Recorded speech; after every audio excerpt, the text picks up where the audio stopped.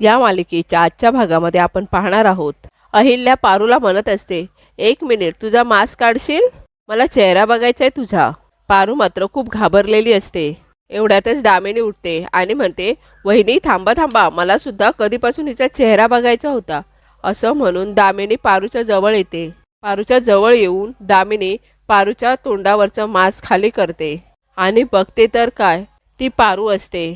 पारूला बघून सगळ्यांनाच खूप मोठा धक्का बसतो. दुसरीकडे आदित्य त्या वॉचमनची वाट बघत असतो. एवढ्यातच आदित्यला त्याच्या मालकाचा फोन येतो. आदित्य म्हणतो, सर मी बुके देऊन निघतोच आहे, परंतु वॉचमन पेमेंट घ्यायला आतमध्ये गेले आहेत, त्याच्यासाठीच थांबलो आहे. एवढ्यातच मालक आदित्यला म्हणायला लागतात, मूर्ख, तुला एवढी अक्कल नाही आहे की आधी पेमेंट घ्यायचं आणि मग डिलिव्हरी द्यायची. आता तिकडे टाइमपास करत नको राहूस. यावर आदित्य म्हणतो, काय आहे, ते आतमध्ये फक्त 2 मिनिटासाठीच गेले आहेत, आणतील ते पैसे. यावर मालक म्हणतो, पैसे? अरे तू वॉचमनच्या मागे जा, पैसे घे आणि ताबडतोब तिकडनं निघ, अरे खूप कामं पडली आहेत. असं म्हणून तो मालक फोन ठेवून देतो. आदित्य म्हणत असतो, कसं जाऊ? त्यानंतर आदित्य हिम्मत करून आत जातो. दामिनी इकडे म्हणत असते, पारू तू? पारू मात्र खाली मान घालून तेथे उभी असते. त्यानंतर नंदा तेथे येते आणि अहिल्याला म्हणते, अहिल्या ही तुझ्या कंपनीची ब्रँड ॲम्बेसेडर आहे ना? अगं मग ही इथे काय करतेय? यावर अहिल्या म्हणते, होती, हिच्याशी आता आमचा काहीही संबंध नाही. एवढ्यातच प्रिया अहिल्याला म्हणते, आई. त्यानंतर अहिल्या तेथून तडक निघून जात असते. तेवढ्यातच प्रीतम अहिल्याला म्हणतो, 1 मिनिट. प्रीतम आणि प्रिया पारूजवळ जातात. पारूला बघून प्रियाला खूप रडायला येत असतं. प्रीतम म्हणतो, बाकीच्यांचं तर मला माहीत नाही, पण आमचा संबंध आहे हिच्याशी. पुढे प्रीतम म्हणतो, आंटी तुम्ही हिला फक्त आमची ब्रँड ॲम्बेसेडर म्हणून ओळखता ना, तर मी तुम्हाला हिची आमच्या कुटुंबातली ओळख सांगतो. दामिनी मात्र इकडे खुश झालेली असते. दामिनी म्हणत असते, अरे वा, आता नवीन तमाशा सुरू झाला, नाहीतर इतके दिवस मला बोर होत होतं, आत्ता मज्जा येणार. यावर नंदा म्हणते, म्हणजे? प्रीतम म्हणतो, तुम्ही मगाशी विचारत होता ना दादा कुठे आहे म्हणून. प्रीतम पारूकडे हात करत म्हणतो, त्याची बायको, माझी वहिनी पारू. त्यानंतर प्रीतम पारूला विचारत असतो, पारू दादा कसा आहे? परंतु या सगळ्याचा अहिल्याला खूप राग आलेला असतो. दिशा आणि दामिनी मात्र या सर्वांनी खूप आनंदित झालेले असतात. प्रीतम पुन्हा पुन्हा पारूला विचारत असतो, कुठे आहे तो? एवढ्यात पारू म्हणते, ते कामावर गेले आहेत. पारू म्हणते, त्यांनी मगाशीच फोन केला होता की खूप चांगली नोकरी मिळाली आहे त्यांना. यावर दिशा म्हणते, काय, कामावर? नोकरीला गेलाय? म्हणजे किर्लोस्कर ग्रुप ऑफ कंपनीजचा CEO, जो आत्तापर्यंत हजारो लोकांना नोकऱ्या देत होता, तो स्वतः आता नोकरी करायला जातो? इकडे आदित्य सुद्धा आतमध्ये आलेला असतो. आदित्य विचारत असतो, एक्सक्यूज मी, कोणी आहे का? त्यानंतर आदित्य आपली चप्पल बाहेर काढतो आणि आत येतो. तेवढ्यातच तेथे एक माणूस त्याला मिळतो. आदित्य त्याला म्हणतो, सर माझं त्या बुकेचं पेमेंट होतं, तेवढं पेमेंट मला द्या. आदित्य पेमेंटची अमाऊंट सांगत असतो. तेवढ्यातच तो माणूस म्हणतो, एकतर तुझी डिलेवरी लेट आली आहे आणि त्यात तू पैसेही मागतोय, ते तुला पैसे बिसे काही मिळणार नाही बाबा, चल निघ इथनं. असं म्हणून तो माणूस आदित्यला जायला सांगत असतो. आदित्य त्याला म्हणतो, हे बघा सर, तुमचा काहीतरी गैरसमज होतोय, वेळेतच डिलिव्हरी झाली होती, प्लीज माझे पैसे द्या. दिशा इकडे म्हणत असते, बाप रे, काय वाईट दिवस आलेत. यावर प्रीतम म्हणतो, दिशा तो ॲटलिस्ट कष्ट करतोय, मेहनत करतोय, तुझ्यासारखा घरी बसून खात नाहीये, कळलं तुला? यावर अहिल्या म्हणते, प्रीतम चला, आपण इथे नको ती नाती जोडायला नाही आलो आहेत.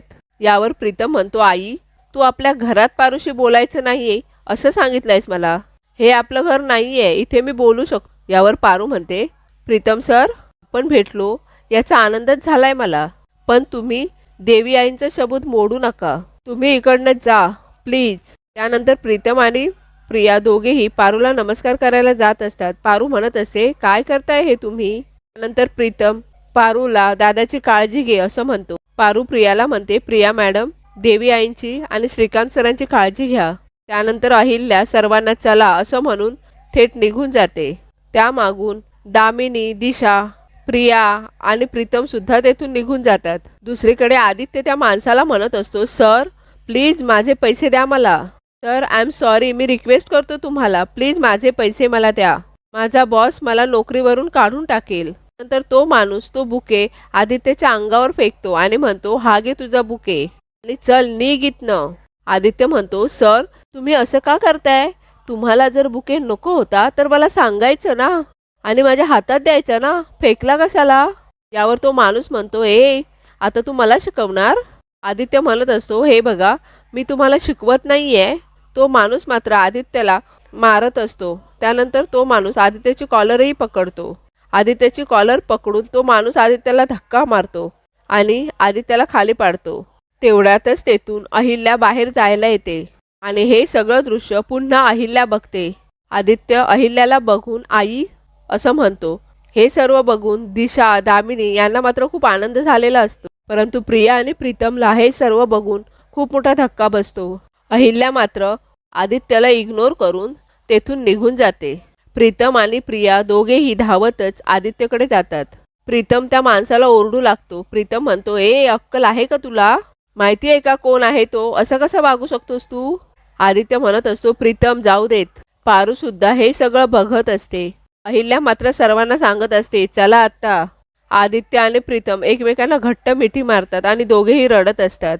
त्यानंतर आदित्यची नजर पारूकडे जाते. आदित्य पारूजवळ बघतच राहतो. पारूला बघून आदित्य प्रीतमला म्हणतो, तू जा. प्रिया आणि प्रीतमला आदित्य बाहेर घालवतो आणि तो पारूकडे बघत असतो. पारूकडे बघून आदित्यला खूप वाईट वाटत असतं. त्यानंतर अहिल्या घरी आलेली असते. समोरच श्रीकांत बसलेला असतो. श्रीकांत अहिल्याला म्हणत असतो, अहिल्या अगं कसा झाला गेट टुगेदर? अहिल्या मात्र खूपच रागाने बघत असते. त्यानंतर ती तडक आपल्या रूममध्ये निघून जाते. श्रीकांत अहिल्याला आवाज देत असतो. श्रीकांत म्हणत असतो, काय झालं हिला? ही अशी रागावून का निघून गेली? प्रिया म्हणते, बाबा मी सांगते तुम्हाला. ॲक्च्युली आम्ही आज ज्या पार्टीला गेलो होतो ना, त्यानंतर प्रिया तेथे घडलेली सर्व घटना श्रीकांतला सांगत असते. प्रिया आदित्य आणि पारू या दोघांबद्दल सुद्धा श्रीकांतला सांगत असते. हे सर्व ऐकताना श्रीकांतला सुद्धा खूप वाईट वाटत असतं. श्रीकांत म्हणत असतो, आधीच वनवा पेटलाय, कुठे ही आग शांत होते असं वाटत होतं आणि हे घडलं. अहिल्याचं रागवणं साहजिकच आहे. दुसरीकडे आदित्य म्हणत असतो, आईने साधं माझ्याकडे बघितलं सुद्धा नाही. एवढ्यातच पारू आदित्यकडे जाते आणि म्हणते, आदित्य सर तुम्हाला काही कळतंय का? तुम्ही आदित्य किर्लोस्कर आहात. विसरलात का तुम्ही? अहो देवी आईंनी तुम्हाला ही अशी कामं करताना बघून देवी आईंना किती वाईट वाटलं असेल याचा विचार केलाय का? तुम्ही कशापायी अशी कामं करायची? यावर आदित्य म्हणतो, मग तुझं काय? तू सुद्धा किर्लोस्कर घराण्याची सून आहे, असं दुसऱ्यांच्या घरी स्वयंपाकाचं काम करतेस? असं म्हणून आदित्य खूप रडत असतो. त्यानंतर आदित्य म्हणतो, मला ना आईने एक गोष्ट शिकवली आहे. कोणतंही काम हे लहान मोठं चांगलं वाईट नसतं. हेच संस्कार केले तिने आमच्यावर आणि मीही तेच करतो. तिनेच सांगितलंय की कष्टाने कमवून खाण्यात कमीपणा मानायचा नसतो आणि मी तेच करतोय. त्यामुळे तिला माझी अजिबात लाज वाटणार नाही. हे ऐकून पारू आदित्यला मिठी मारते. पारू म्हणते, या सगळ्याला ना मी जबाबदार आहे. ते म्हणतो, कसं काय? तू कशी काय जबाबदार आहेस? पारू म्हणते, माझ्यासोबत लग्न झाल्यावरच देवी आईंनी तुम्हाला घराबाहेर काढलं. यावर आदित्य म्हणतो, पारू मी माझ्या मर्जीने तुझ्यासोबत लग्न केलंय. जीवापाड प्रेम केलंय मी तुझ्यावर. प्रेम करण्याची हीच जर शिक्षा असेल ना, तर अशा 1000 शिक्षा मंजूर आहेत मला. पारू म्हणते, पण सर तुम्हाला सवय नाही आहे या सगळ्याची. आदित्य म्हणतो, अगं सवयीचं काय गं? होईल सवय हळूहळू आणि तू आहेस ना माझ्याबरोबर. आणि एक गोष्ट लक्षात ठेव, प्रत्येक दिवस हा सारखा नसतो. दिवस बदलतात आणि हेही दिवस बदलतील. यावर पारू म्हणते, तुम्ही बदललात आदित्य सर. आदित्य म्हणतो, पण हे चांगलं आहे की वाईट? यावर पारू म्हणते, चांगलंच आहे. आदित्य म्हणतो, तुला आवडला बदललेला आदित्य? यावर पारू म्हणते, तुम्ही कायम आवडता मला, आधीचे बी आणि आत्ताचे बी. पारू म्हणते, पण बघा ना सर, या सगळ्यात एक गोष्ट चांगली झाली. देवी आई आणि घरचे भेटले आपल्याला. आपल्याला त्यांना बघता आलं. अहिल्या इकडे अंधारात एकटीच बसलेली असते आणि ती विचार करत असते. तेवढ्यातच तेथे श्रीकांत येतो. श्रीकांत आत येऊन लाईट्स चालू करतो. अहिल्या एकटीच रडत असते. एवढ्यातच श्रीकांत अहिल्याच्या खांद्यावर हात ठेवतो आणि म्हणतो, अहिल्या.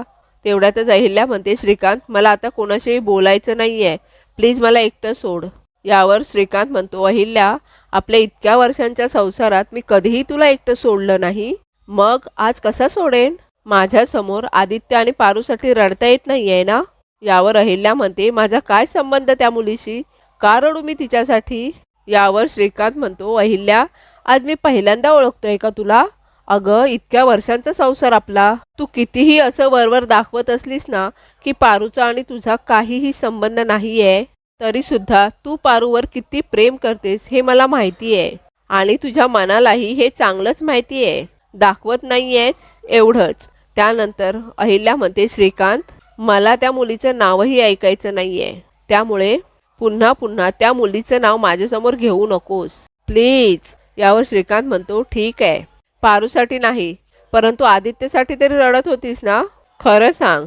यावर अहिल्या म्हणते, माझ्या पोटचा गोळा आहे तो कसाही वागला ना तरी सुद्धा मी त्याची आई आहेच ना शेवटी.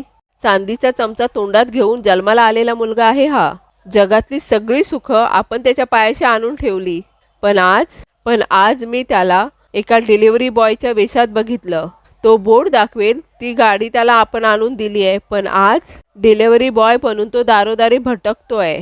काय कमी केलं आपण आपल्या मुलांसाठी सांग ना? त्यांच्या भविष्यासाठी जे करता येईल ते केलं. त्यांच्या भविष्यासाठी आपण आपलं वर्तमान त्यांना दिलं. आपण आपली मेहनत घेतली आणि किर्लोस्कर एम्पायर एवढा मोठा डोलारा उभा केला. तो त्यांच्या खांद्यावर ठेवला आणि त्यांनी काय केलं? नाही श्रीकांत, आदित्यने त्याच्या आयुष्याची वाट लावून घेतली. या घरात राजकुमारासारखा राहणारा हा मुलगा कसा रस्त्यावरच्या भिकाऱ्यासारखा राहतोय रे? श्रीकांत म्हणतो, एवढी काळजी वाटते ना? मग त्या दोघांना परत घरी आणायचं का? यावर अहिल्या म्हणते, नाही श्रीकांत, त्याने जे केलंय त्यासाठी मी त्याला कधीही माफ नाही करू शकत. एवढ्यातच श्रीकांत म्हणतो, अहिल्या. पुढे अहिल्या म्हणते, आणि त्या दोघांना घरी परत आणण्याचा तर प्रश्नच येत नाही. मी आज एक आई म्हणून जरी रडत असले तरी सुद्धा अहिल्यादेवी किर्लोस्कर म्हणून अजूनही खंबीर आहे. आणि तुला चांगलंच माहिती आहे, मी एकदा घेतलेला निर्णय कधीच बदलत नाही. त्यामुळे तो माझ्या आयुष्यात परत येणं शक्यच नाही, आणि ती तर नाहीच नाही.